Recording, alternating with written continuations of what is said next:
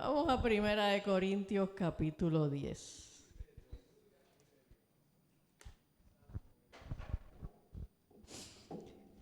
Hace varias semanas, porque en realidad he estado rumiando este pasaje hace varias semanas, pues estaba leyendo ahí en 1 Corintios y de pronto me tropiezo con el versículo 12 de ese capítulo 10, que dice: así que el que piensa estar firme, mire que no caiga. Y entonces volví hacia atrás y miré con detenimiento el contexto y me animé para desarrollar una predicación que pues definitivamente va a ser por capítulos, porque aquí hay demasiada información en estos 14 versículos. Los voy a leer de arriba abajo y esta es la primera parte de este tema. Dice: porque no quiero, hermanos, que ignoréis que nuestros padres todos estuvieron bajo la nube y todos pasaron el mar y todos en Moisés fueron bautizados en la nube y en el mar. Y todos comieron el mismo alimento espiritual y todos bebieron la misma bebida espiritual, porque bebían de la roca espiritual que los seguía, y la roca era Cristo. Pero de los más de ellos no se agradó Dios, por lo cual quedaron postrados en el desierto. Mas estas cosas sucedieron como ejemplo para nosotros, para que no codiciemos cosas malas como ellos codiciaron, ni seáis idólatras como algunos de ellos. Según está escrito: se sentó el pueblo a comer y a beber y se levantó a jugar. Ni forniquemos como algunos de ellos fornicaron y cayeron en un día 23,000.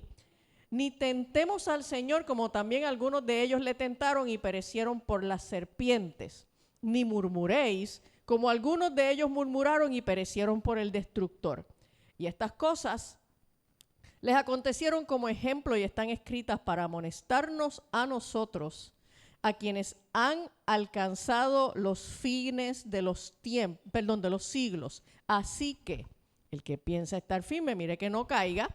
No os ha sobrevenido ninguna tentación que no sea humana, pero fiel es Dios, que no os dejará ser tentados más de lo que podéis resistir, sino que dará también juntamente con la tentación la salida, para que podáis soportar. Por tanto, amados míos, huid de la idolatría.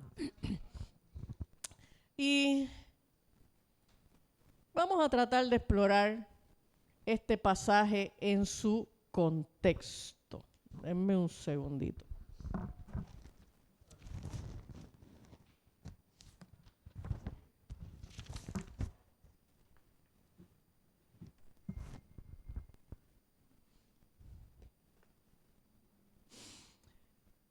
Cuando Pablo, recuerde que cuando Pablo escribe, Pablo lo que escribe es una carta de corrido. Pablo no escribe capítulos.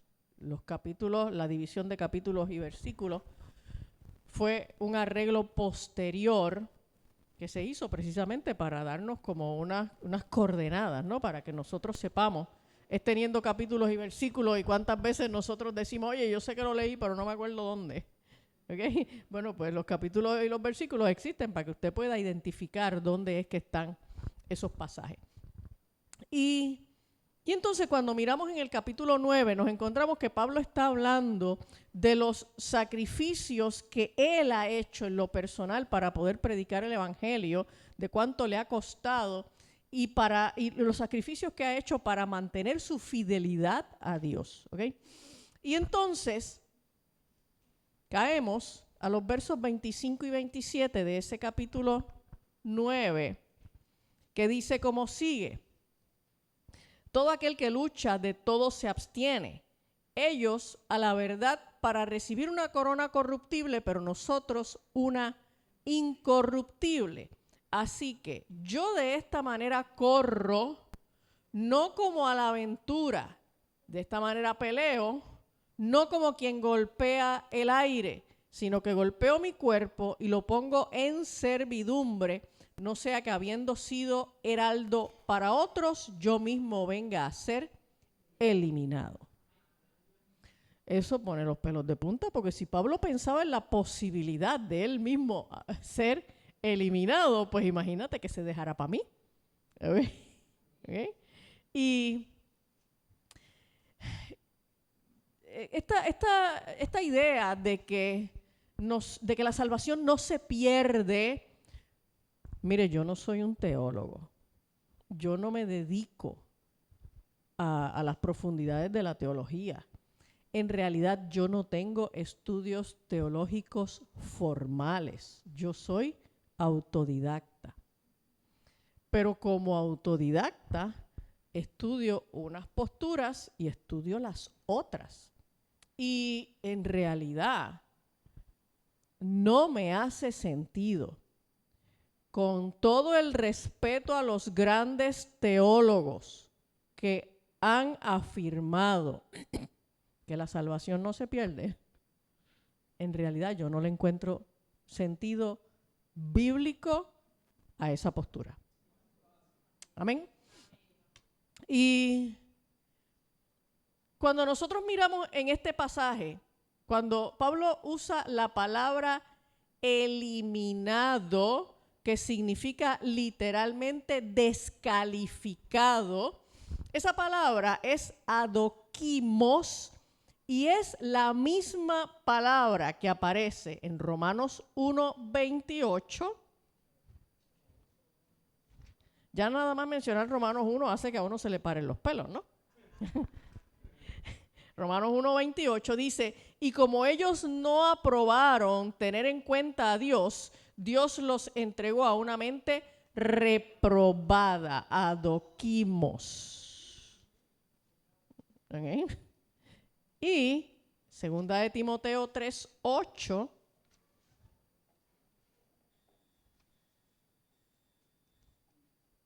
En 2 de Timoteo 3:8 dice, y de la manera que Janes y Jambres resistieron a Moisés, así también estos resisten a la verdad, hombres corruptos de entendimiento, réprobos, adokimos en cuanto a la fe.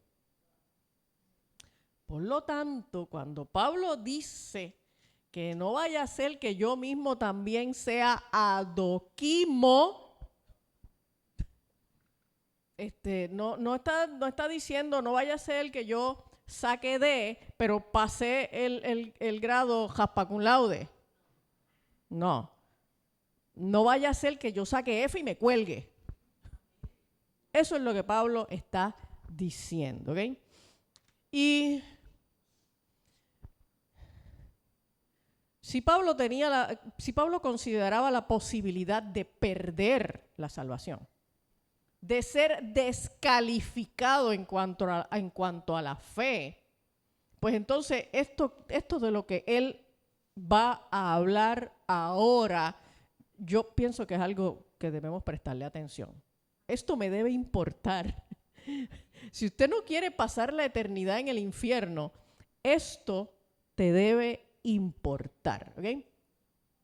Y entonces él empieza diciendo, no quiero que ignoren. Así que esto es algo que él va a decirnos porque es importante que lo sepamos. No quiero que ignoren. ¿Qué cosa es lo que él no quiere que ignoremos? Vamos del verso 1 al 4, mire lo que dice.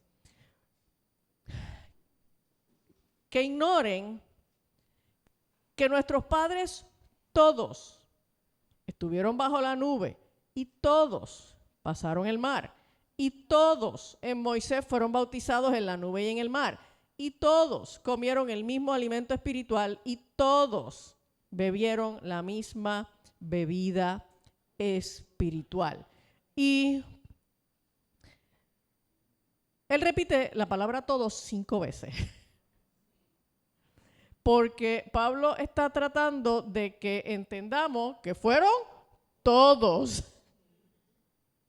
No la mayoría, no muchos de ellos, todos, absolutamente todos. Y estos todos, sus antepasados, los antepasados de Pablo y de todos los judíos, todos recibieron las mismas bendiciones de parte de Dios. Todos recibieron las mismas bendiciones de parte de Dios. O sea, Dios derrama bendiciones, muchas bendiciones. Y el que nosotros le creamos, le sirvamos y le seamos fieles, no depende de las bendiciones que recibimos. ¿Okay? Yo recuerdo en una ocasión, hace muchos años, estaba yo en la universidad y estaba tratando de evangelizar a una compañera de clase. Y empiezo a hablarle de la Biblia. Y empiezo a hablarle de Pablo, por alguna razón, no recuerdo, pues empiezo a hablarle del apóstol Pablo, de la conversión de Pablo y de cómo Pablo entonces se convirtió en una persona que pasó las de Caín y fue fiel. Y ella me contestó, sí, pero lo que pasa es que para Pablo fue fácil, porque Pablo se cayó y que vio una luz y se quedó ciego y vio a Cristo y a mí no me ha pasado nada de eso. ¿Y sabes lo que yo le contesté? Yo le dije, a mí tampoco. A mí tampoco. ¿O es que tú te crees que yo también me caí patas para arriba porque vi una luz y escuché una voz y me quedé ciega por unos días y después vino un profeta y me hizo que yo recobrara la vista? A mí tampoco me pasó. Las experiencias que nosotros tengamos y lo que Dios haga para nuestras vidas es indistinto de la respuesta que nosotros vayamos a tener hacia Él. Amén.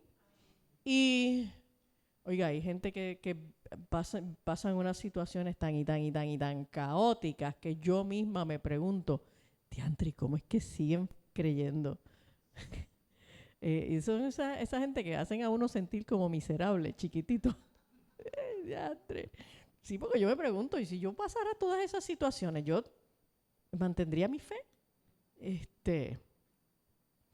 Y el asunto es que Pablo entonces dice, pero de los más de ellos, de esos todos que recibieron toda la bendición de Dios, todos recibieron exactamente las mismas bendiciones.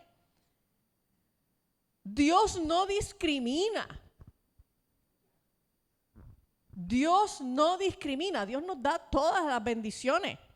O es que a la hora de que va a caer la lluvia, llueve sobre la casa suya, sobre el patio suyo, pero no llueve sobre la casa del vecino que es un impío.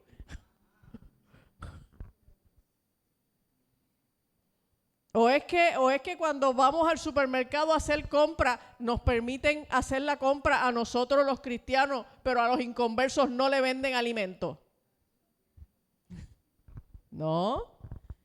Todos recibimos la misma bendición y esos todos que recibieron las mismas bendiciones y que vieron unos milagros que verdaderamente tenían que aceptar que era la mano de un Dios todopoderoso, pues no fueron boberías. Estuvieron bajo la nube, pasaron el mar rojo, comieron maná, bebieron de la peña. O sea, fueron milagros bien portentosos. Todos lo vieron, pero de los más de ellos no se agradó Dios. De los más de ellos no se agradó Dios, por lo cual quedaron postrados en el desierto. Mas estas cosas sucedieron como ejemplos para nosotros, para que no codiciemos cosas malas como ellos codiciaron, ni seáis idólatras como algunos de ellos, según está escrito. Se sentó el pueblo a comer y a beber y se levantó a jugar. Y yo voy a... voy a parar el tema de la idolatría hasta aquí porque lo vamos a tocar a profundidad la semana que viene. Sobre esta porción, lo único que quiero mencionar es que Pablo dice que esa gente que no agradó a Dios porque codiciaron cosas malas. Codiciaron, desearon profundamente en sus corazones cosas que a Dios no le agradaban, cosas malas. Y entonces, vamos a ver cuál es la amonestación que Pablo hace. Estos son los 4 pecados que aparecen en este pasaje: la idolatría, la fornicación, el tentar al Señor y el murmurar. Así que después que menciona la idolatría, dice: ni forniquemos como algunos de ellos fornicaron y cayeron en un día 23,000, ni tentemos al Señor como también algunos de ellos le tentaron y perecieron por las serpientes. Así que, pero esos 3 los voy a tocar posteriormente. Hoy vamos a hablar de la murmuración. Y él dice: ni murmuremos como algunos de ellos murmuraron y perecieron por el destructor. Y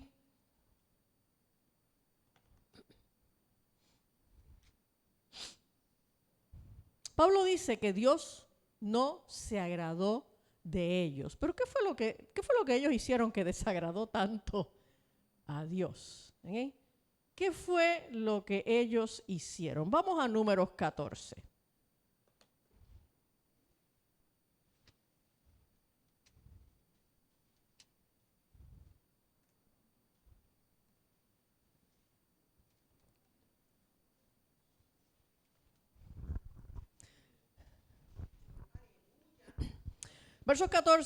Capítulo 14 de Números, versos 1 y 2,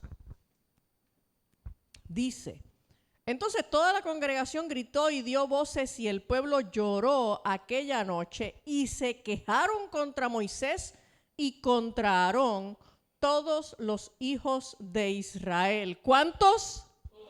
Todos. Todos los hijos de Israel. Y les dijo toda la multitud: ojalá muriéramos en la tierra de Egipto o en este desierto, ojalá muriéramos. ¿Cuál es el contexto de esto? Bueno, están camino a la tierra prometida. Moisés manda 12 espías para que vayan a chequear, ¿ok? Y entonces estos hombres fueron allá. Cuando regresan,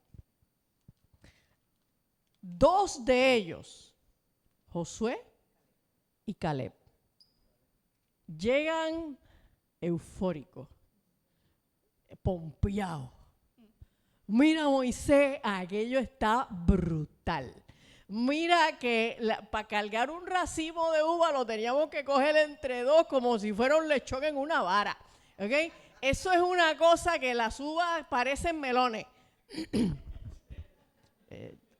El único detalle es que la gente que están allí, mano, son inmensos y son unos guerreros y qué sé yo qué, pero esos son pajitas que le caen a la leche, porque Dios nos va a ayudar a que nos metamos ahí y los vamos a vencer. ¿Ok? Esa fue la visión, la perspectiva de Josué y Caleb, que demostró que ellos conocían a Dios y eran hombres de fe. Pero los otros 10 dijeron: ¡acho, no!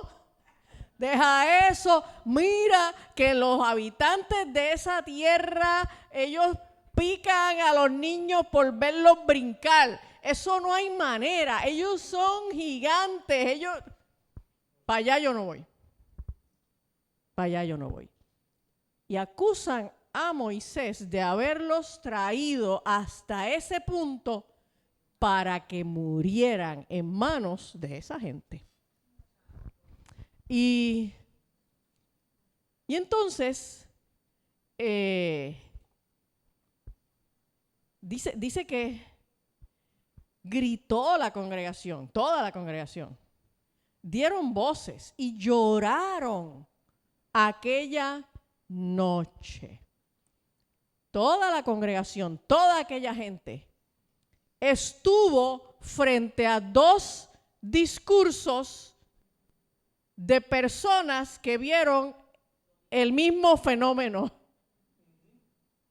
¿Ok? 10 de ellos, de los que vieron exactamente lo mismo, 10 de ellos vinieron con una actitud bien pesimista ante lo que vieron, y 2 de ellos vinieron con una actitud de fe. Es una actitud de agradecimiento a Dios. Diantre, la tierra en donde Dios nos va a meter está brutal. ¿Okay? Es una bendición. Los otros 10 dijeron, nah, esto es un ranchón. Nos han traído aquí para matarnos ahí. El problema es que el pueblo, toda la congregación, escogió la versión de los 10. El problema no fueron los 10. El problema fue que la congregación escogió a quién escuchar. El problema no es lo que te cuentan, es lo que tú escoges creer. ¿Okay? Es lo que tú escoges creer. By the way, en esta semana que Fauci ha vuelto a ser famoso, la gente ya no se acordaba de Fauci solo porque se jubiló, pero oiga, habemos quienes nunca lo olvidaremos. Y en esta semana que Fauci volvió a copar las primeras planas de los periódicos que quieren decir algo de la verdad, porque aquí en los periódicos de aquí, coqui. Y usted le da para atrás a la historia, 6 años atrás, 2020. Usted tiene que recordar que en enero inició una ola de terror a través de los medios diciéndonos de un virus que había salido de los murciélagos o de los cerdos o de yo no sé qué animal en unos mercados mugrosos de China. China tiene fama de tener pobre salubridad en estos mercados públicos. ¿Sí?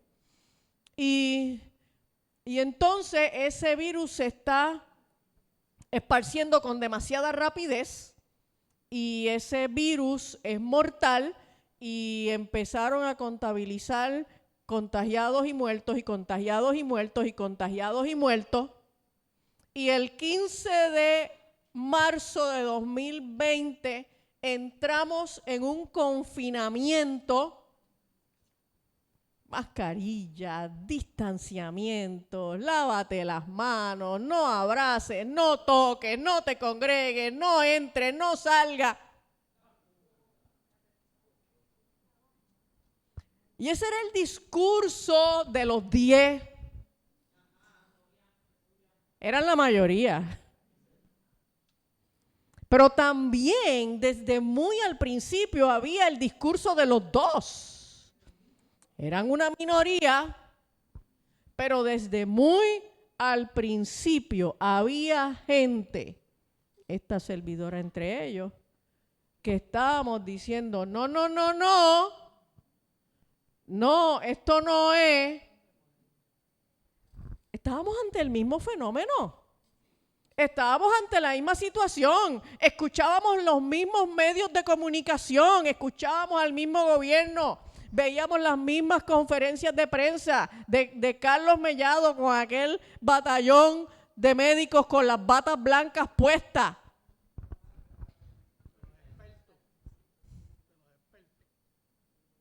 Pero decíamos, no, esto no es. No tiene que ver con la información que usted recibe. Tiene que ver con a quién usted decide darle credibilidad. A quién usted decide creerle. oye, yo he decidido creerle al Señor, pero hay un fenómeno que es propio de la psicología humana y es que la gente tiene una tendencia natural a creerle a la mayoría. A creerle a la mayoría. Y el pueblo de Israel, al pueblo de Israel le pasó eso. Digo, y al mundo le pasó eso también con el COVID. Pero al pueblo de Israel le pasó eso. Mandaron 12, 10 de ellos dijeron, no, eso es muy peligroso, allí nos van a matar. Y el pueblo dijo, diantre, pues estos 10 son 10, son la mayoría. Debe ser que Josué y Caleb, Josué y Caleb están locos. Josué y Caleb están locos. Ellos a lo mejor fue que realmente no vieron lo que esta gente vio. Pues ¿sabes qué? Nos van a matar allí. Y murmuraron contra Moisés y contra Aarón. Murmuraron contra aquellas dos personas que estaban dirigiéndolos. Y que eran las personas que estaban trayendo la dirección de Dios, la voluntad de Dios para el pueblo. Y porque el pueblo murmuró y se quejó. Porque cuando usted se queja contra Dios, usted está diciendo que Dios es malo.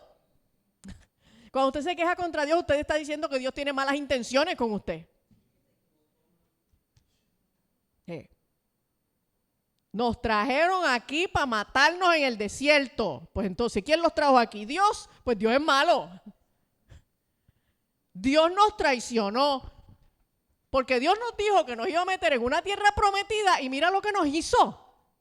Nos trajo aquí donde nos van a matar. Esto fue una encerrona. No se estaban quejando de Moisés y de Aarón. Se estaban quejando de Dios. Ay. Lo que pasa es que cuando hay un ser humano que físicamente funge como ese líder o ese representante, pues usted va y lo acribilla a él, ¿verdad? Pero en realidad es a Dios. ¿Qué fue lo que Dios le dijo a Samuel cuando el pueblo lo rechaza como juez y pide rey? Dios le dice, no te preocupes, papá, que no es a ti a quien te están rechazando. Es a mí. No te lo cojas personal.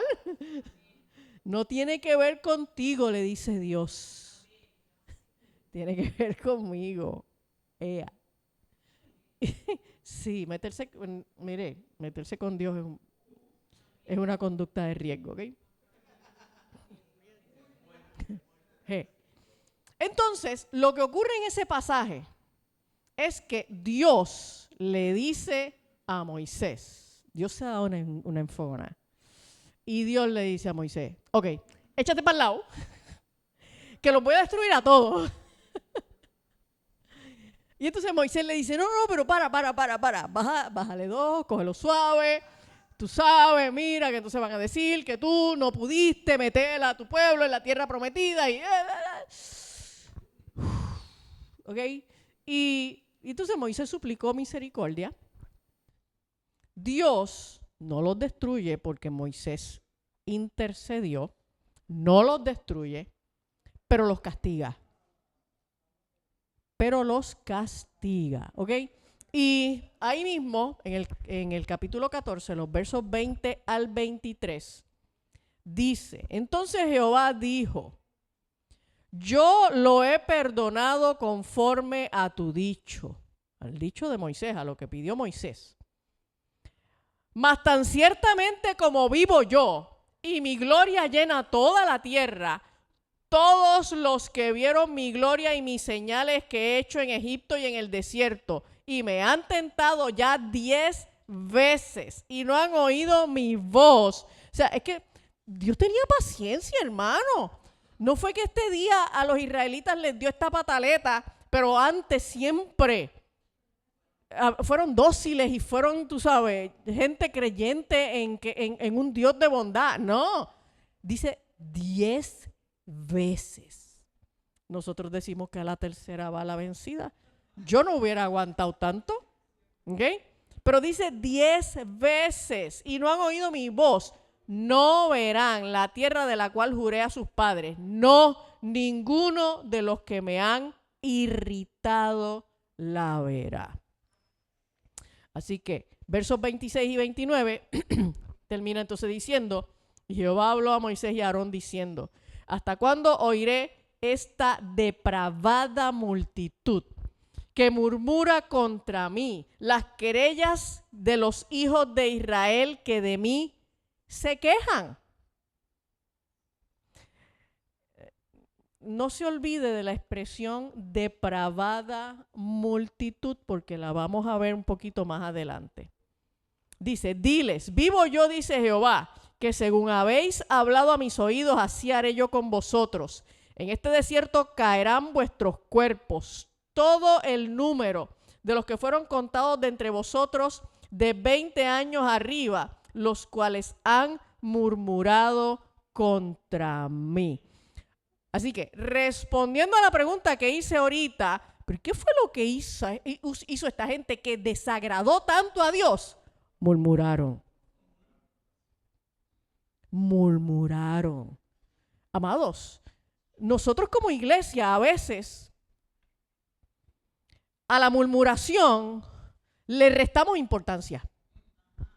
Lo vemos como un pecadito menor, tú sabes, todo el mundo habla y... No. Para Dios la murmuración era un asunto grave, ¿ok? Y, adiós, estamos aquí en el planeta otra vez. Sigo acá. Bueno, y entonces, un poquito más adelante, vamos al capítulo 16, ahí en Números. En el capítulo 16, entonces se narra la rebelión de Coré. Igualmente, voy a leer un poquito, dice, Coré, hijo de Izar, hijo de Coat, hijo de Leví, y Datán, y Abiram, hijos de Eliab, y On, hijo de Pelet, de los hijos de Rubén, tomaron gente y se levantaron contra Moisés con 250 varones de los hijos de Israel, príncipes de la congregación de los del consejo, varones de renombre. Ellos fueron convocando a gente de liderato dentro del pueblo de Israel. Y se juntaron contra Moisés y Aarón y les dijeron, basta ya de vosotros, porque toda la congregación, todos ellos son santos.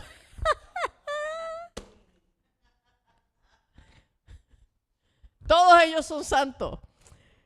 Y en medio de ellos está Jehová. ¿Por qué pues os levantáis vosotros sobre la congregación de Jehová? O sea, nosotros no tenemos por qué sujetarnos a ustedes, es lo que le está diciendo Coré y su gente. Porque nosotros somos tan santos y escogidos como ustedes. Por lo tanto, ¿verdad? En el mundo de las equidades, pues nosotros somos exactamente iguales y por lo tanto, pues nosotros no nos tenemos que sujetar a ustedes. Y entonces, si brincamos ahí mismo en el capítulo 16, si brincamos a los versos del 41 al 49,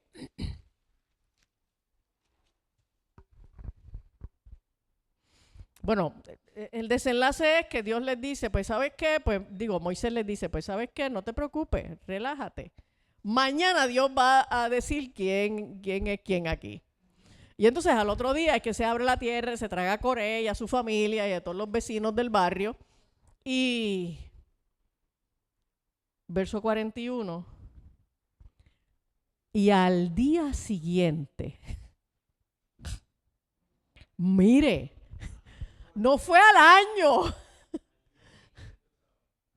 Y al día siguiente, toda la congregación de los hijos de Israel murmuró contra Moisés y Aarón, diciendo, vosotros habéis dado muerte al pueblo de Jehová.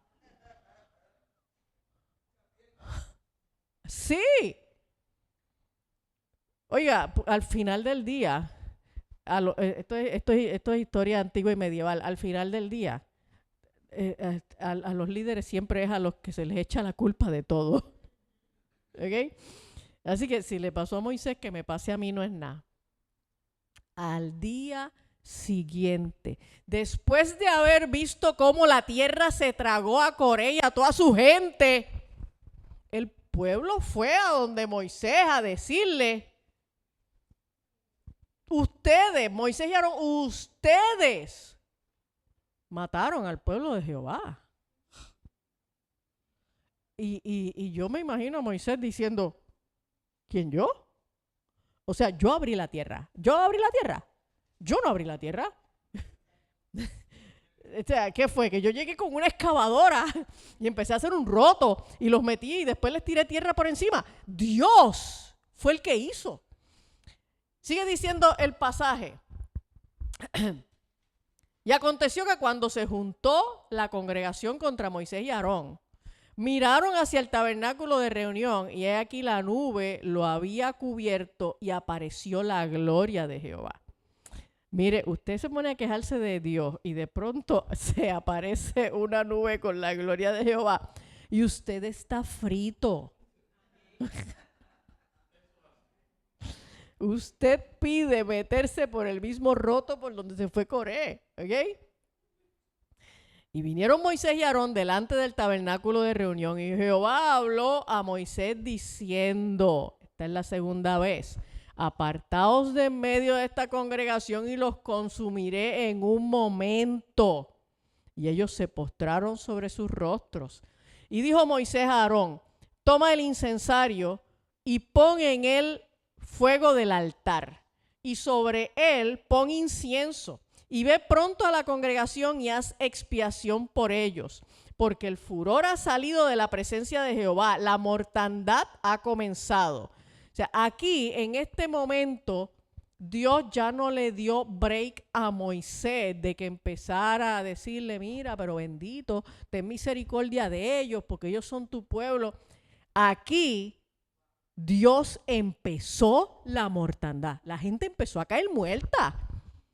Y obviamente pues Moisés se dio cuenta y le dice a Aarón: mira, vete, agarra el incensario y empieza a hacer lo que se supone que tú hagas como sacerdote.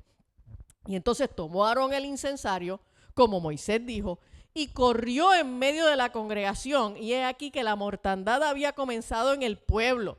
Y él puso incienso e hizo expiación por el pueblo. Y se puso entre los muertos y los vivos y cesó la mortandad. Y los que murieron en aquella mortandad fueron 14,700, sin los muertos por la rebelión de Coré. Este es el resultado de la murmuración, hermano. Este es el resultado de la murmuración. ¿Ok?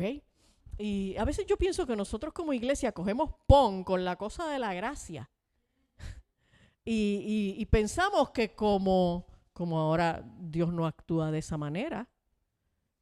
Entonces no, ahora Dios actúa peor. Dios te deja que sigas cogiendo fiado, que te sigas creyendo que eres pueblo de Dios, que te sigas creyendo que eres salvo, que te sigas creyendo que eres un gran líder espiritual, o que danzas en la iglesia, o que tocas instrumentos, o que eres líder de matrimonios, o que eres el líder de los jóvenes, o que eres un gran evangelista. Y Dios te deja. Y Dios te deja. Que un día le vas a tener que dar la cara y le vas a decir: Señor, Señor, y le vas a decir: ¿De qué tú hablas? ¿Quién tú eres? Yo no te conozco. Yo no sé quién tú eres. Yo no sé quién tú eres. Diantre. Tristísimo. Sí, tristísimo. Y espérate. Ahora, la murmuración, hermano, es un pecado grave. Es un pecado grave, a juzgar por la reacción de Dios. A juzgar por la reacción de Dios, tenemos que concluir que la murmuración es un pecado grave, ¿ok? La Iglesia Católica fue la que nos enseñó a nosotros a ver la distinción entre el pecado venial y el pecado mortal.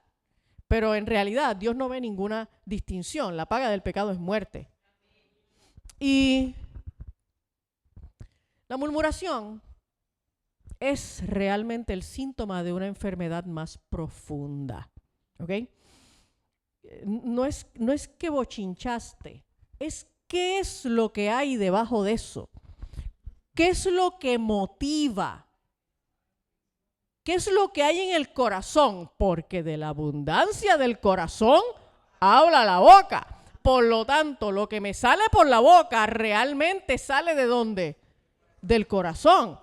Y la murmuración lo único que hace es que pone en evidencia lo que hay en nuestros corazones. Envidia, contienda, ira, codicia, celos, enemistades, falta de amor, falta de fe. ¿Ok? Y si vamos a Romanos, en el capítulo 1, ese capítulo 1 aterrador de Romanos, a mí ese capítulo me asusta.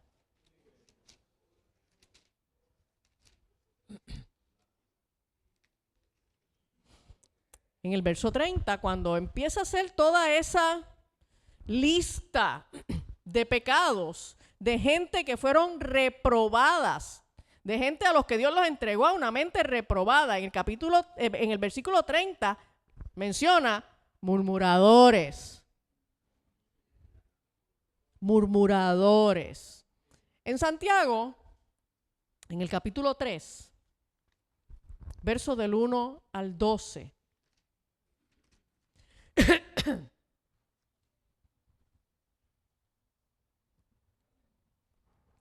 Santiago habla de la lengua. Y no es la lengua mechada.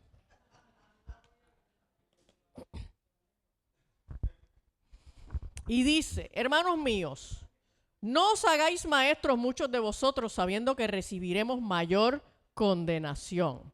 Porque todos ofendemos muchas veces. Si alguno no ofende en palabra, este es varón perfecto, capaz de refrenar todo el cuerpo. Así que, mire, en esta hemos pecado todos, ¿ok? O sea, los problemas con la lengua los tenemos todos. Eso lo dice Santiago, ¿ok?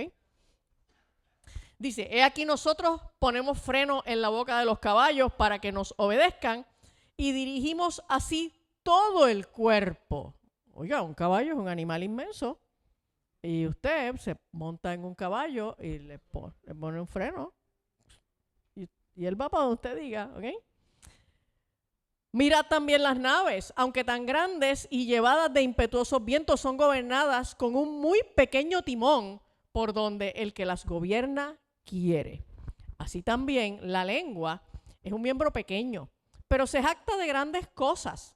He aquí cuán grande bosque enciende un pequeño fuego.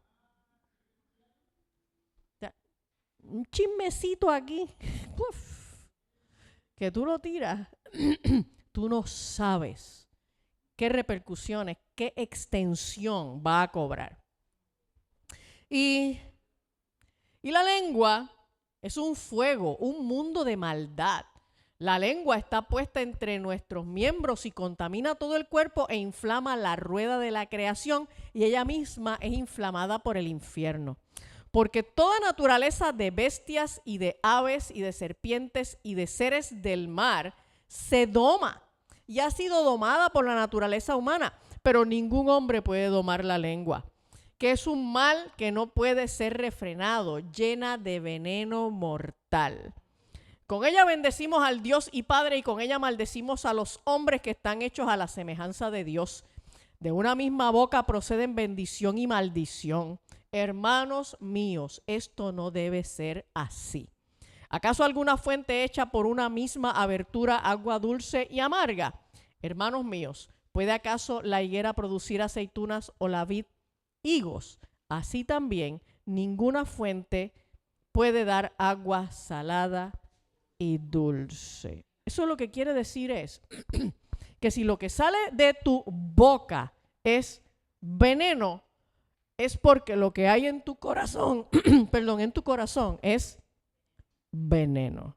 No me digas que tú tienes un buen corazón, pero lo que te sale por la boca, ¿ok? Sí. Y ahí mismo en el capítulo 4 de Santiago, versos 11 y 12, dice: hermanos, no murmuréis los unos de los otros. El que murmura del hermano y juzga a su hermano, murmura de la ley y juzga a la ley. Pero si tú juzgas a la ley, no eres hacedor de la ley, sino juez. Uno solo es el dador de la ley, que puede salvar y perder. Pero tú, ¿quién eres para que juzgues a otro? En realidad a nosotros nos juzga la ley de Dios. Amén. Y entonces,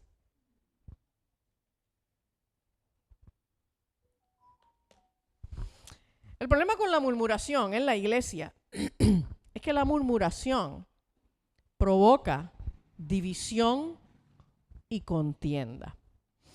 Y ahí mismo en Santiago, en el capítulo 3, los versos 14 al 16, mire lo que dice. Pero si tenéis celos amargos y contención en vuestro corazón, no os jactéis ni mintáis contra la verdad, porque esta sabiduría no es la que desciende de lo alto, sino terrenal, animal y diabólica. O sea, Santiago trata esto con la misma dureza con que lo trata el Antiguo Testamento. Porque donde hay celos y contención, allí hay perturbación y toda obra perversa. Lo que Santiago está diciendo es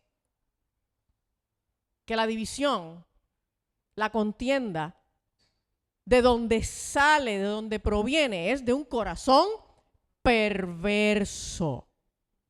No lo dije yo lo acabo de leer ahí. Sí. Entonces, el problema es que nosotros, que siempre que queremos ser más misericordiosos que Dios, todo el tiempo, empezamos a decir, no, porque tú sabes, él es un hermano bien bueno y él es un hermano de buen corazón. Lo que pasa es que él tiene un problemita con el asunto de la murmuración, pero tú sabes, él tiene buen corazón, pero es murmurador. Pero entonces eso es incongruente con lo que dice Santiago.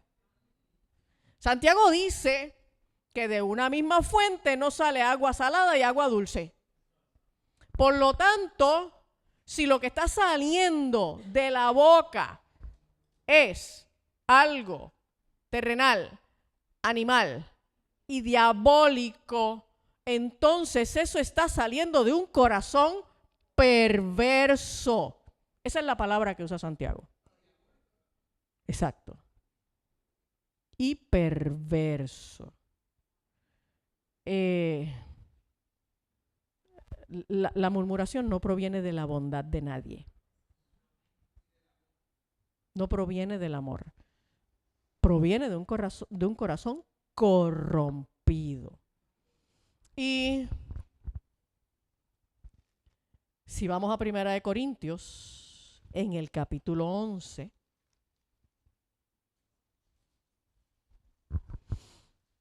cuando Pablo está hablando de los abusos en la cena del Señor, voy a leer desde el verso 17 para entrar en contexto. Dice: pero al anunciaros esto que sigue, no os alabo, porque no os congregáis para lo mejor, sino para lo peor.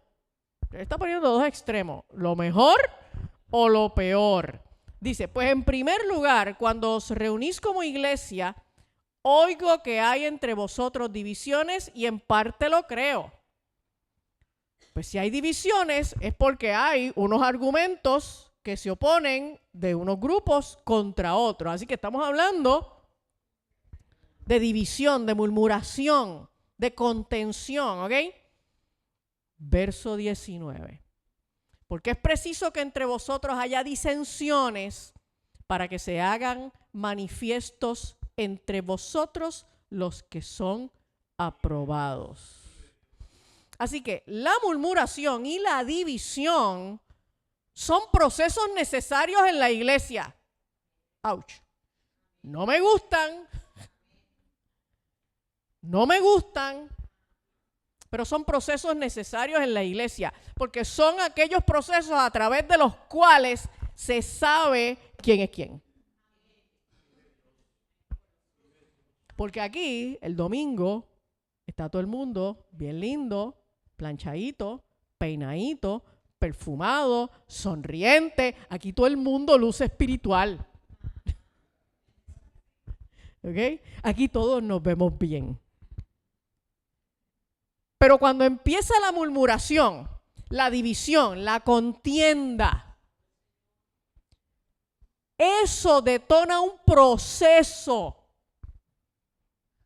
que permite que se sepa quién es quién. Eso es lo que dice.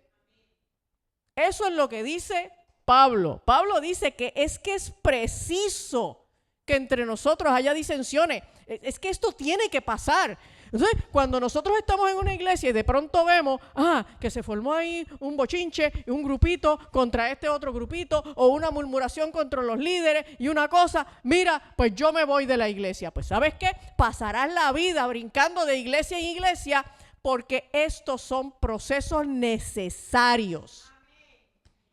Y pasa en esta y pasa en todas. Aleluya.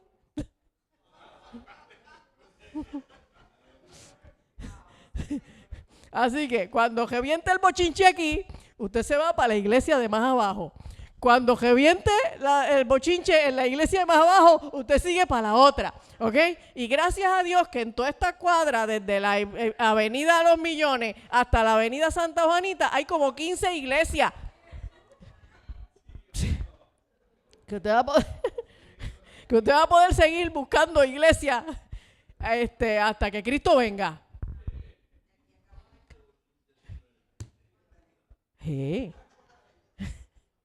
Ándate. Entonces son procesos que a mí no me gustan y que yo no los disfruto, pero los he vivido tantas veces, hermano. Los he vivido tantas veces. Y ya estos procesos para mí son como el narcisista. Usted sabe que el narcisista es bien fácil de diagnosticar porque todos son iguales. Y entonces los síntomas son, pero se repiten y se repiten y se repiten y se repiten. Y cuando usted conoce a un narcisista, ya los conoció a todos. ¿Ok? Y esto pasa con estos procesos de disensiones. Ya llega el momento en que ya tú leíste el panorama y tú dices, esto es otro proceso en donde Dios quiere hacer evidente lo que hay en el corazón de una gente. ¿Ok? Y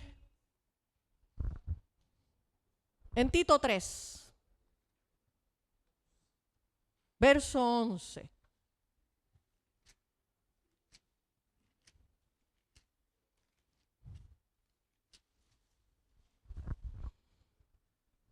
Voy a leer desde el verso 10.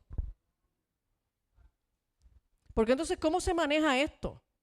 ¿Cómo se maneja esto? Pues vamos a ver qué dice la Biblia. La Biblia dice, al que cause divisiones, después de una y otra amonestación, y en el griego ese otra lo que significa literalmente es después de una y una segunda amonestación. No después de una y otra y otra y otra y otra. ¿Ok?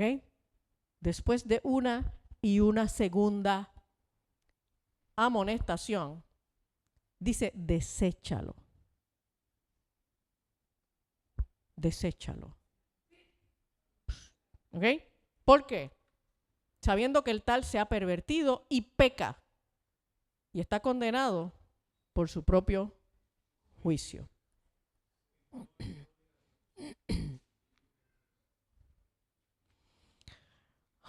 Amados, hay pasajes en la Biblia que a mí no me gustan. En verdad. Que a mí no me gustan. O sea, yo leo estas cosas y yo tiemblo. O sea, yo no estoy aquí diciendo, sí, Señor, manda fuego del cielo. No. Yo solamente estoy leyendo lo que dice la Biblia y me asusto. Y me asusto, porque yo tengo una lengua como la de todos los demás. ¿Ok? Y estoy consciente de lo imprudente que puedo llegar a ser. ¿Ok?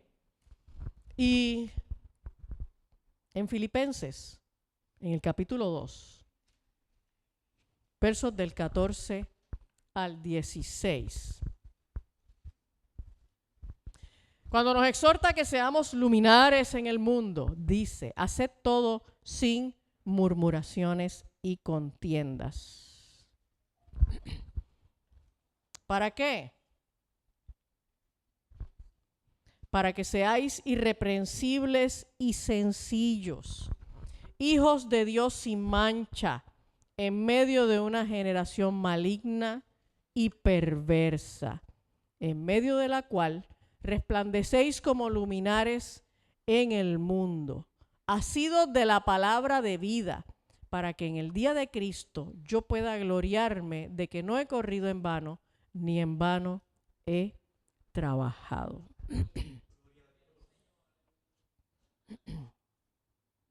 Ouch.